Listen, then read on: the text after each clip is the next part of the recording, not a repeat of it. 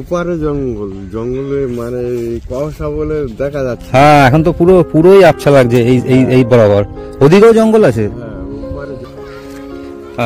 কেদোখালি, হেমালবেড আর সুবর্ণখা বা আরেকটা জঙ্গলের নাম শুনলাম যেটা আমি কোনোদিন শুনিনি। আওয়াজ টাওয়াজ পাও এমনি তোমাদের বাড়ি থেকে? হ্যাঁ, এখানে বাঘ আছে। ডাক শুনেছো?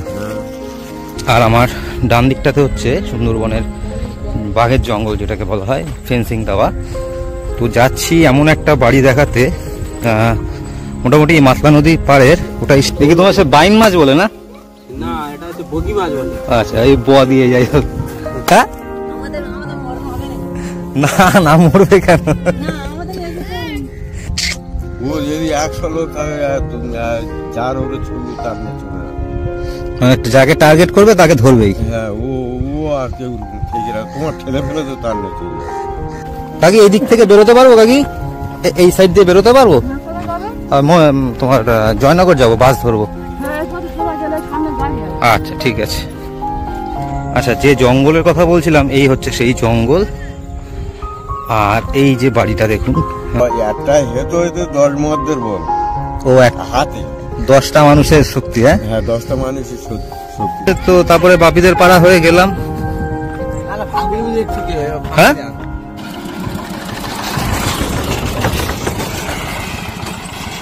আমি এসছি এই বরাবর আমি এসছি সাইডে।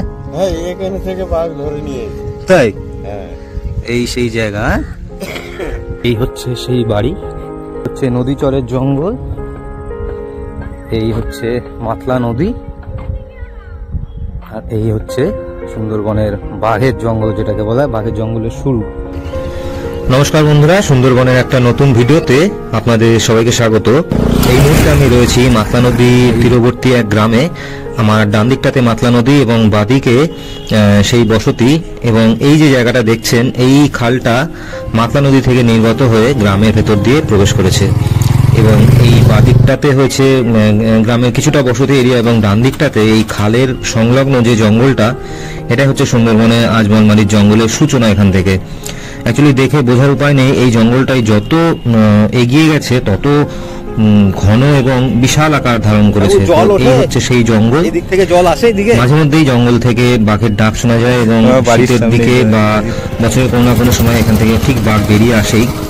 তো আজকে গন্তব্য হলো এই খাল এবং জঙ্গলের সূচনা মাতলা নদীর ঠিক যে অংশ থেকে হয়েছে সেখানে যাওয়া, এবং সেখানে বেশ কিছু বসতি রয়েছে ছড়িয়ে ছিটিয়ে।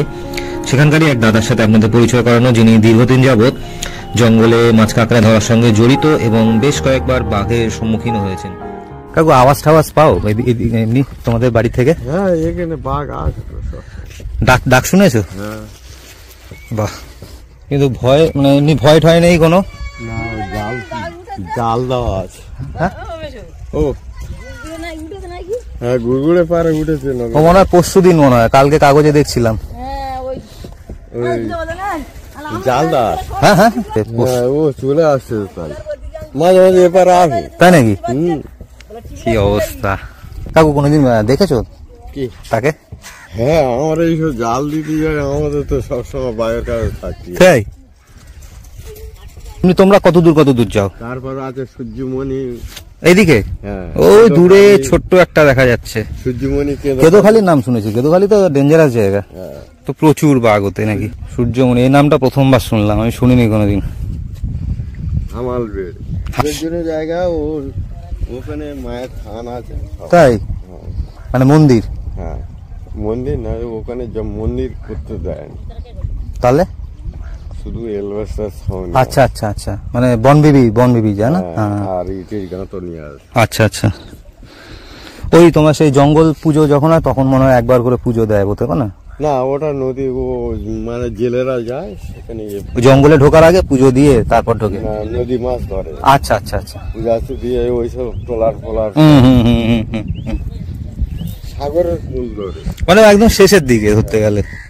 এই যে এত পুজো টুজো দিয়ে যে ঢোকে, মানে তাতেও কিছু হয় না? না, মা বনিবার মানে বর আছে, বুঝলে? আচ্ছা, মা বনিবার নাম করলে বাঘ তোমার কাছে আসবে। তাই?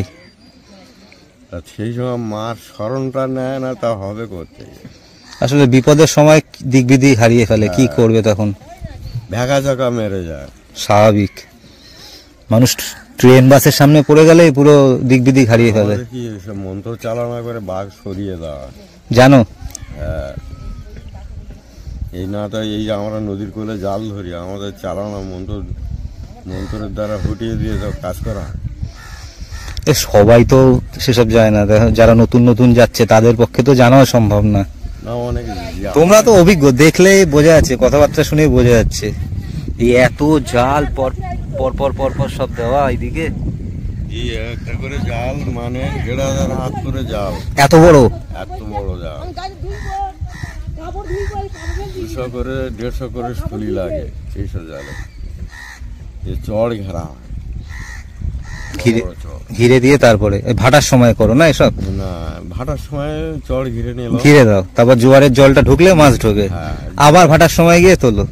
ভাটার সময় আবার ওই মাছগুলো গুড়িয়ে না হলো জোয়ারে জাল তুলে দাও। এবার এই তোলা বেরোনো ঢোকানোর সময় সতর্ক থাকতে হবে। শুনেছি নাকি ভাটার সময় বিপদের বেশি নাকি? হ্যাঁ, তাই এখানে যেতে গেলে মানে অন্তত 5 ঘন্টা চলে যেতে হবে। এত দূর? 5 ঘন্টা চলে। তারপর তো নদী এত বড়, হ্যাঁ বিপজ্জনক। ছোট নৌকো এখান থেকে মানে নৌকো ছাড়লে সকালে যদি নৌকো ছাড়া যায় সেই 4টে পর্যন্ত গিয়ে পৌঁছাতে হবে। সে কোন জঙ্গলে সেটা? সেটা টাইগার। আচ্ছা আচ্ছা আচ্ছা, তোমরা এত দূরে দূরে চলে যাও?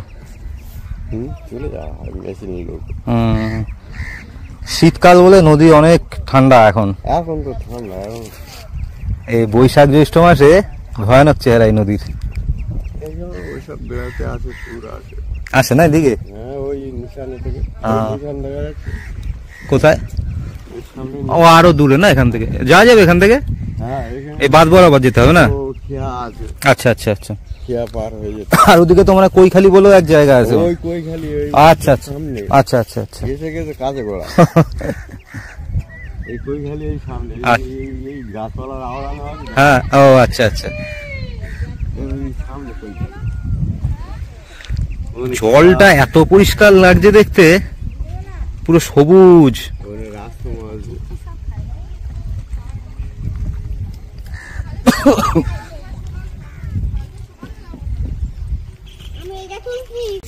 জাল টাল মাছি 38 লাইট মেরে সব। এখনো মাছ কাঁকড়া ধরতে যাও? হ্যাঁ, এইসব জাল মাছ করা। ও তোমারই সব এগুলো? ওরে বাপরে। না, আমারই সব নয়, মানে কিছু কিছু, যাই হোক ভাগযোগ করে যা আছে। আছে। আচ্ছা, মানে 7-8খানা জেলা আছে। এইটা হচ্ছে অ্যাকচুয়াল জঙ্গল, আর এটা হচ্ছে নদী চরে গড়ে ওঠা জঙ্গল। এই খালটা সোজা চলে গেছে ওদিকে পেটকুলচাঁদ যে ব্রিজ, সেই ব্রিজের ওখান থেকে বেরিয়েছে, আর দূরে একদম দিগন্ত বিস্তৃত মাতলা নদী। বাবু, এই ঝড় ফড় হলে জল উঠে আসে এইদিকে? জল এপারে পড়ে তো চলে আসে না? অনেকটা দেখছি তো, তাই ওই কংক্রিটের জায়গাগুলো তো সব ভেঙে গেছে। ওই সব ঢেউতে ইট ফিট সব ছড়িয়ে গেছে। দেখতে ভালো লাগছে কিন্তু বিপজ্জনক জায়গা। হ্যাঁ, না না, মরবে কেন?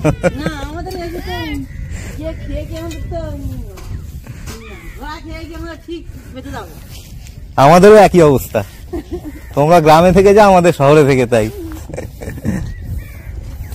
এ কি নিজেদের জমির ধান নাকি? যাক, জায়গা দারুণ লাগছে দেখতে।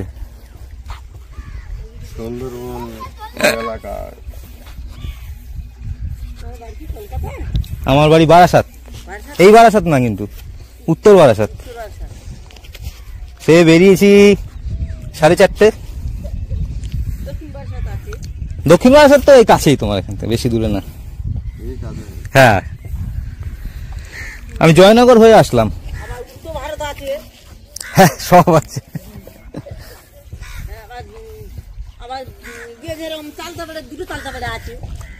আমি সেরকম একটা চিনি না, মানে নতুন তো এদিকে 2-1বার এসছি, আমি সেরকম একটা চিনি না এদিকে। আচ্ছা আচ্ছা, এটা দেউলবাড়ির অঞ্চল। আচ্ছা, আর এটা কি আশ্রম আছে না? এটা ওই কৈখালি, হ্যাঁ হ্যাঁ হ্যাঁ, নদীর একদম পাশেই সম্ভবত। হ্যাঁ, দেখেছিলাম, মানে ছবিতে দেখেছিলাম, আমি যাইনি কোনোদিন ওদিকে। কৈখালের আচ্ছা, রামকৃষ্ণ মিশন, হ্যাঁ। কালাবাজারি মাল পার করে ওই ওখান থেকে। ও কাকু, তোমার এই এর হাক ডাক শুনেছো? কি বাঘ? হ্যাঁ, ও বাঘ ডাকে তোমার মানে কান মাথা ধরে দেবে রাত্রের দিকে। তাই? কি আওয়াজ আর কি শক্তি তার গায়ে, গম্ভীর আওয়াজ। কি জিনিস! হ্যাঁ, না ভালো লাগলো। বাড়ি যাবে তো? বাড়ি আমার এই। ও আচ্ছা, এইটাই তো তোমার বাড়ি না? আচ্ছা আচ্ছা, তোমার বাড়ির সামনেই তো আমি রয়েছি।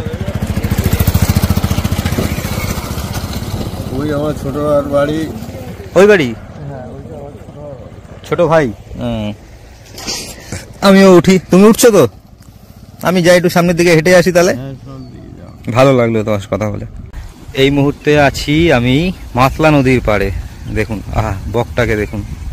আলোটা অ্যাকচুয়ালি মোবাইলে পড়ছে বলে আমি ভালো দেখাতে পাচ্ছি না। দেখানো যাচ্ছে কি? ওই পাড়ে গিয়ে বসলো। তো আছি এই মুহূর্তে মাতলা নদীর দিকে। এক কাকু এইদিকে জঙ্গলগুলোর নাম বলছিলেন, কেদোখালি আর হেমাল বেড, আর একটা নাম বললেন। আমি অ্যাকচুয়ালি সেই জঙ্গলের নাম কোনোদিন শুনিনি। তো দাদা বা কাকু যাই বলেন, তো ওনারা অনেক বছর ধরে মাছ কাঁকড়া ধরতে যান এবং প্রচুর অভিজ্ঞতা। তো সেইগুলোই শেয়ার করছিলেন আমার সাথে। তো দূরে যে লঞ্চটা দেখছেন ওটা ট্যুরিস্ট লঞ্চ, যাচ্ছে কৈখালি। দেখাতে পারবো কি? আসলে কুয়াশা, তো কুয়াশায় সবই আবছা হয়ে গেছে। এই যে আমার আঙুল বরাবর এই ঠিক নিচটাতে জুম করে দেখাতে পারলাম, আদারওয়াইজ দেখানো সম্ভব না, একদম আবছা হয়ে গেছে। এই বাড়ি দুটোর অবস্থা দেখুন, কোনো মানে এখানে বলছে যে জোয়ারের সময় জল এই বেড়া অবধি এসে যায়। বলছে আয়লাতে সব ধুয়ে মুছে দিয়েছিল এই ভাত ঠাত, সব জল পড়ে গেছে অনেকটা এদিকে।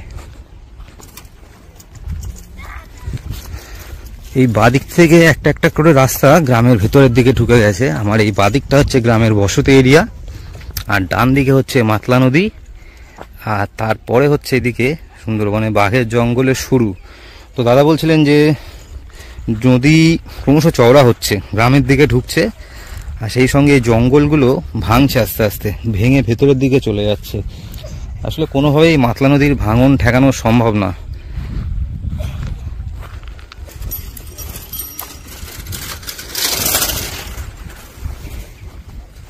যোগাযোগ ব্যবস্থা ভয়ঙ্কর, মানে একটা টোটো পেতে গেলে আপনাকে আধ ঘন্টা 40 মিনিট লাইনে দাঁড়াতে হবে। আর যে রাস্তাটা, মানে টোটো দাদাই বলছিলেন যে 10-12 মিনিটে কভার করা যায়, রাস্তা এতই মারাত্মক যে 40 থেকে 45 মিনিট লেগে যাচ্ছে, এবং টোটোটা উল্টে যেতে পারে যদি প্যাসেঞ্জার ভর্তি না থাকে। 2-1 নিয়ে আসলে টোটো উল্টে যাওয়ার সম্ভাবনা। এদিকে রাস্তা মোটামুটি ঠিক আছে, এটা রাস্তা ঠিক বলা যায় না, নদী বাঁধ। একটা ইঞ্জিন ভ্যান আসছে।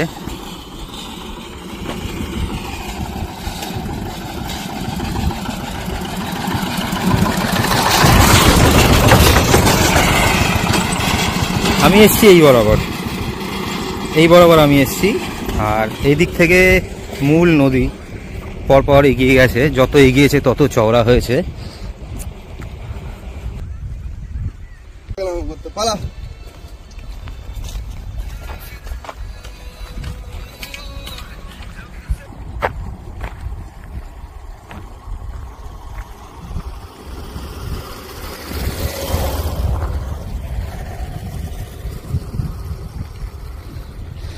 নদীর কোনো কুল কিনারা নেই।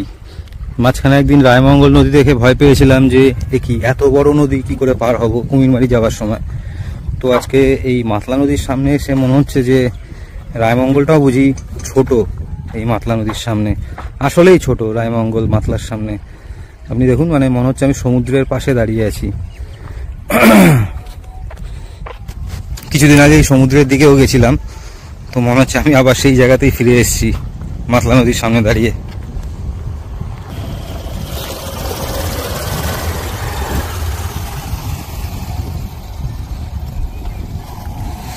জায়গা দুর্দান্ত, একদম ছবির মতো, কিন্তু মানে বসবাসের জন্য বিপজ্জনক জায়গা।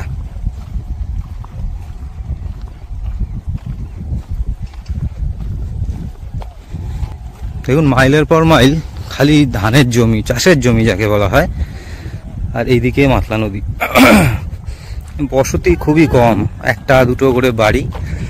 সামনে অনেকটা হাঁটার পর আমি দুটো বাড়ি দেখতে পাচ্ছি, এই যে দেখুন, আর কোনো বাড়ি নেই, আগে দিছে। তো চলুন সেই অবধি যাওয়া যাক।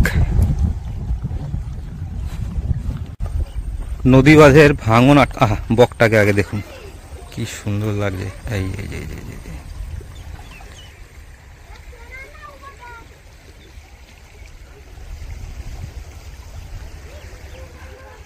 নদী বাঁধের মানে ভাঙন আটকানোর জন্য এই বস্তাগুলো দেওয়া হয়েছে, ভেতরে ইট দেওয়া, ইট নাইলনের বস্তা দিয়ে পেঁচিয়ে দেওয়া হয়েছে।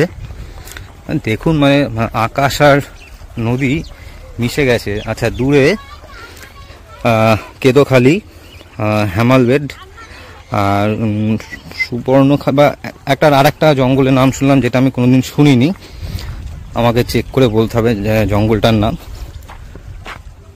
দিদি এই দিক থেকে বড় রাস্তা যেতে পারবো? আমি যাব কাকি, এই দিক থেকে বেরোতে পারবো কাকি? এই সাইড দিয়ে বেরোতে পারবো? তোমার জয়নগর যাব, বাস ধরবো। আচ্ছা ঠিক আছে, রাখলাম। না আমি রাস্তাটা আমি জেনে রাখছি, আমাকে তো বেরোতে তো হবে, কারণ আমি মেন বাপিদের গ্রাম থেকে তো অনেকটা দূরে চলে এসেছি, আমি কৈখালির কাছাকাছি চলে এসেছি। তো এবার আমাকে তো বেরোনোর একটা রাস্তা জেনে রাখতে হবে, কেন বা হ্যাঁ হ্যাঁ। আচ্ছা তুমি রাখো, তুমি রাখো। হ্যাঁ হ্যাঁ হ্যাঁ।